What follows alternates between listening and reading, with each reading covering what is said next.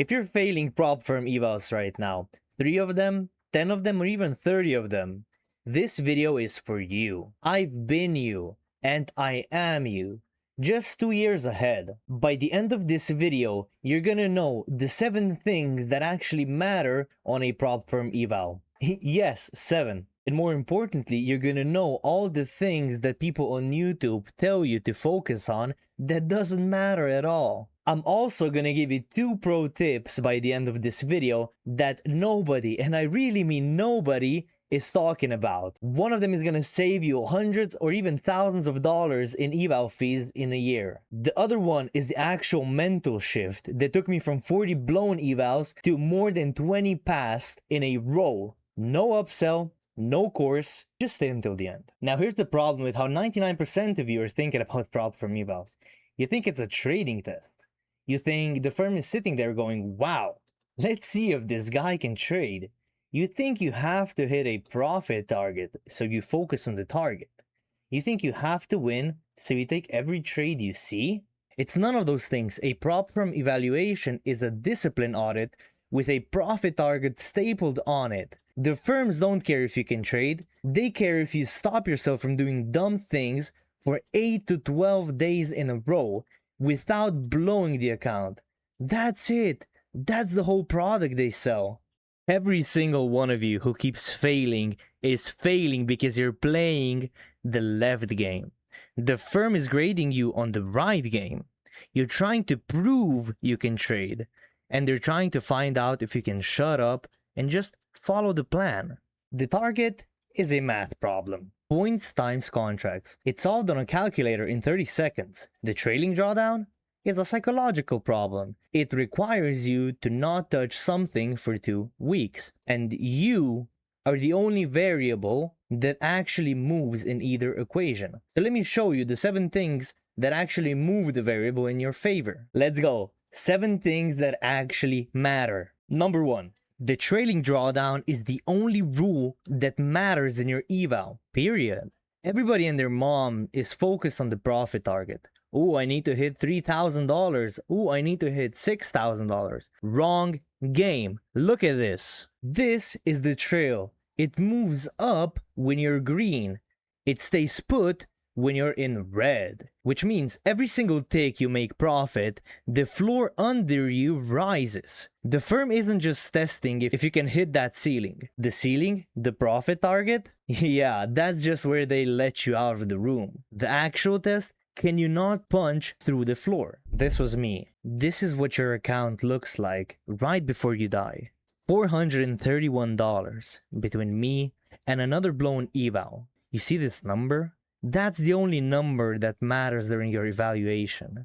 Not your P&L for the day, not your win rate, not whether you hit the target, this number. Here's how the trail kills people. You make money. Your trail moves up. You go ahead and make more money and your trail moves up even further. Now you're up $2,500 on a 50K account. You feel safe, but then you make a stupid trade because you have room. No, you don't have room. The trail moved with you. That cushion you think you have, it's already been eaten by the trail. The trail is a parasite. It feeds on your gains. Rule number 1 of the eval. Every morning, the first number you look at is not your P&L. It's the distance from your current balance to the trail. That is your real account size. Everything else is noise. Number 2, if you're trying to pass an eval as fast as possible, you already lost. Every DM I get, yo Ziga, how do I pass in 3 days? How do I pass in a week? And that same guy DMs me 7 days later telling me how he just lost his funded account and he blew it. Yeah, of course you did.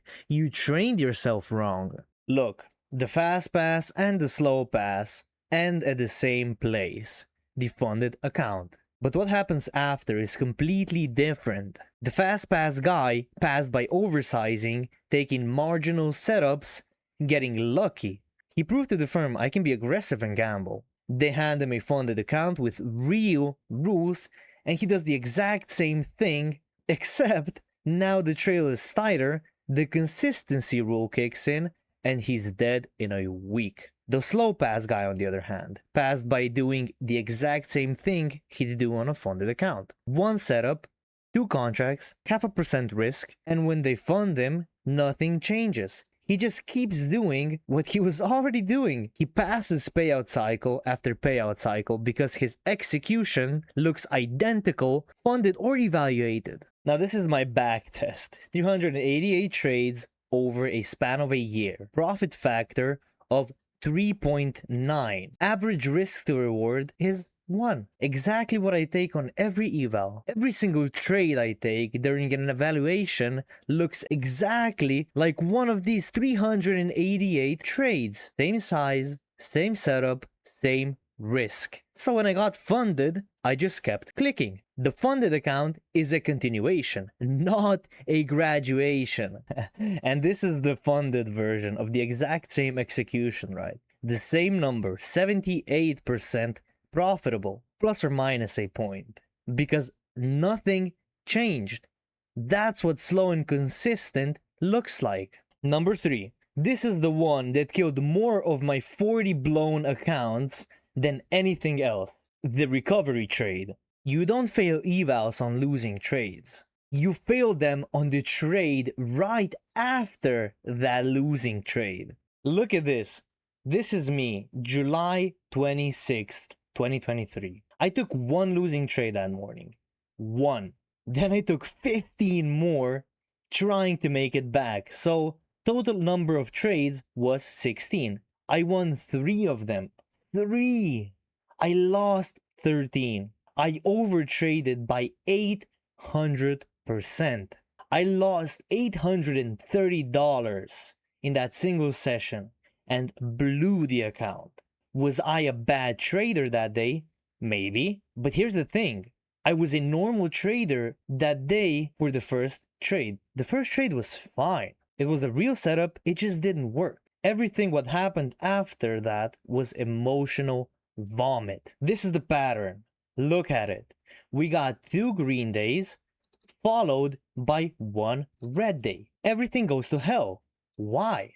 Because between trades number 3 and number 4, your brain switched from execute the plan to get my money back. The moment your brain crosses that line, the eval is over. It might take you another 30 minutes to officially blow it, but it's already over. The rule I live by: red trade equals 30 minutes off the screen. Red day equals the platform is closed. They done. Walk away. The eval is still there tomorrow. The eval is always still there tomorrow. There has never in the history of prop firms been a case where you had to make that money back today. Never. This single rule, if I had from day 1, would have probably saved me 30 of those 40 blown eval. Number 4. You need 1 setup, not 5, not 3, 1. Every kid failing evals has a toolbox. I trade FPGs, I trade order blocks, I trade breaker blocks, I trade displacement, premium discount, ICT kill zones, the rotational model, the silver bullet, the unicorn model. Shut up. You don't have a toolbox. You have a graveyard of half-learned strategies. This is what I trade. I would like to call it a Benchina SNDR. Structure flips bullish on a body closure above a protected high. The last demand swing before that break. That's my zone. I fib across the swing, put a limit on the 50%, stop directly on the bottom of the zone, and target the other extreme, a clean 1-to-1. That's it. That's the whole strategy. I trade this and only this. If I don't see this, I don't trade it. If I see this, I take it every single time. This is my actual written plan. SNZCE. Structure, narrative, zone, and confirmation entry. I wrote this once, and I follow it till this day, every single day. It hasn't changed in 18 months. Why would it? It works. You see this? No zone, no trade. The most important line in this whole document. If I look at a chart and I don't see my zone, I close the platform. I go for a walk. I don't find something. I don't force a trade. I just simply don't trade. Did you know that under pressure, your brain actually shrinks? There were studies done on this, on pilots, soldiers, and surgeons. Under acute stress, your working memory drops to about 30% of your normal. You think you'll be able to choose between 5 setups when your account is down 2%? You won't. You'll freeze, then panic, then pick whichever one feels right, which is always the wrong one. The trader with 1 setup hesitates for half a second. The trader with 5 hesitates for 30 and then picks the wrong one. 1 setup, master it. Then we'll talk about adding a second one in 2 years. Number 5, and this one's gonna sting. You need to trade your eval account the same way you would trade your funded account. Same size, same risk, same setup, same rules, same everything. Risk per trade, 0.5%. Contract size, 1. The same on both. Setups I'll take, only 1, the SNDR. Trades per day, maximum of 2. Both on the same number of trades. The eval is not a different game. The eval is the rehearsal of the funded account. Whatever you do on the eval, you're training yourself to do on the funded. If you size up on the eval because it's not real money, well, congratulations, you've trained yourself to gamble. When you get funded, you will gamble and you will blow it. If you revenge trade on the eval because it's only $150 in fees, congratulations, you've trained yourself to revenge trade. And when you get funded, you'll revenge trade and you'll blow it.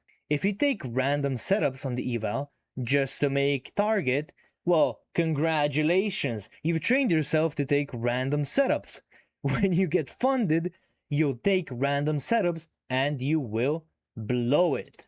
Every behavior on the eval gets baked in. Every single one. So behave on the eval the exact same way you would want your future funded self to behave. Because that's who you're building. The single hardest thing in prop firm trading is sitting on your hands when your setup doesn't print. You will not be tested on how well you can trade, but you will be tested on how well you can do nothing. Number 6. Most of passing an eval is not trading. Look at this. This is my June, a profitable month of $10,273. Look at how many days have 0 trades on them, right? You have 1, 2, 3, 4, 5, 6 trades in June where we had 0 trades. That's almost half the trading days in the month. I didn't even open a position. And the days that I did trade, look at the trade counts. 2 trades, 4 trades, 6 trades. The biggest day I had was 5 trades. The smallest profitable day, 1 trade, and that was $666 on a single M&Q position. This is what a profitable trading day looks like. 90% of your day is waiting for the setup, waiting for the confirmation, waiting for price to come to your zone. Maybe 10% is actually execution, pulling the trigger, managing the trade, and getting out. Failed eval traders invert this rectangle. They spend 90% executing and 10% waiting. They think more trades equals more money. They have it backwards. More waiting equals more money. The trades are the inevitable result of the waiting, not the other way around. Number 7. But this really isn't an insight. It's a list. Because I gotta tell you what every YouTuber is shouting about that doesn't matter at all. Here we go, fast, listen up. Pick a firm with a fair trailing drawdown and consistency rule that you can live with. Apex, Tradify, Bullinox. They're all fine. Stop spending 3 weeks researching these firms. You're procrastinating. Already covered. 1. Single 1. It's important to check the economic calendar, so make sure to check if there's news while you're in a trade. You're not gonna catch that absolute low, you're not gonna bottom tick, nobody does. Take the 50% of your zone, take the 1-to-1 and shut up. Could be 0, could be 5, I don't care. The setups decide, not your boredom. It's 90 minutes into the session. Calm down. Some of my best days started red. Some of my worst days started green. The day isn't the day until the day is over. My win rate is 79%. Well, that's cool. If my R was 1 to 3, I could be profitable at 35%. R multiple and consistency over win rate every single time. I use Tradeovate, I use Ninja Trader, I use Quant Tower, R Trader. They all click buy and click sell. Pick one. Stop optimizing. I see kids with 6 monitor setups blowing evals left and right. I traded on a laptop for 2 years. The monitors did not trade for you. None of that stuff matters. What I told you in the 6 insights before this, that's what really matters. Okay, now for the pro tips. 2 of these nobody really talks about. Pro tip number 1. If you're already profitable on a small sample, and if your numbers are real, if your backtest is real, run as many evals in parallel as you can possibly afford. Now, why would you do that? Because the prop firm business is a numbers game. They sell you $150 to $500 eval. They hope you fail. They keep the fee, and if you pass, they fund you, right? If you blow it funded, they just sell you another eval. So play their game right back. Run 5 evals instead of 1. If your edge is real, the math says you'll pass roughly the same percentage. 3 out of 5 passes is more passes than 0 out of 1. And the cost per funded account drops dramatically. Now, I personally run between 2 to 4 evals at any given time. When one passes, I let it go to funded. When one blows, I rebill it. The output is a constant stream of funded accounts. Now, the prop firms are pumping evals, so pump them right back. Pro tip number 2. This is huge, so pay attention. Most prop firms now run on monthly subscriptions. You pay the eval fee once, and as long as you keep paying the monthly sub, the account stays alive. Here's what most people don't know. If you blow an account, you can reset it for another fee. Usually between $80 to $150. Or, and this is a cheat code, you can just let it sit blown. When the next billing cycle hits, the account rebuilds. 0 extra costs. So the rule is never manually reset. If you're deep in drawdown and the math says you can't recover, just blow it. Let it sit, wait for the rebill. The firm resets it for you for free. The single tip will save you hundreds, maybe thousands of dollars a year if you're running multiple evals. Most kids reset out of impatience. That impatience costs $150 a pop. You're welcome. Okay, so pro tips aside, strategy aside, insight aside. I want to tell you what actually changed between eval number 40 and eval number 41. It wasn't a setup. It wasn't a new firm. It wasn't sizing or risk management or any other thing I have just spent 30 minutes telling you about. I had all of that. I had the SNDR. I had the trading plan. I had the rules. And I'd backtested over 300 trades. I knew what to do. I just wasn't doing it. I was in a call with my mentor, and he said something to me. I heard him say probably 50 times before. He's just said, Ziga, just follow your rules. And I heard that, and I've been hearing it for 2 years. I'd nod and say, yeah, totally, right? And then I go back and break them the very next day. But on this specific day, I don't know why, I heard it. For the first time, not listen, I heard. And it hit me, the entire problem of those last 2 years of unprofitability, the 40 blown evals, the hundreds of dollars in eval fees, the embarrassment, the doubt, the maybe I'm just not cut out for this. Every single bit of it came from one thing. I didn't follow my own rules. My strategy was never the problem. My setups were never the problem. The market wasn't the problem. The firms weren't the problem. I was the problem. That day, I went straight to my desk. I opened a document and I wrote my trading plan from scratch. Every rule, every setup, every condition, every do not and every always. I printed it and put it next to my screen. And I made one promise to myself. I will follow this exactly. Not 90%, Not mostly, exactly. The next eval, I magically passed. Then I passed the next one. Then I passed 20 more. The strategy hadn't changed. The market hadn't changed. The firms hadn't changed. Now, the only thing that changed was I started doing what I already had written down. Your strategy was never the problem. You breaking your rules was. And until you fix that, no new setup, no new firm, no new course, and no new mentor. None of it will save you. To recap everything: trail over target. Pass slowly, stays funded long. No recovery trades, absolutely not. Use only one setup. Trade your eval like a funded account. And most of the trading is just waiting. Ignore the BS list. Run parallel evals if you can afford it. Never reset.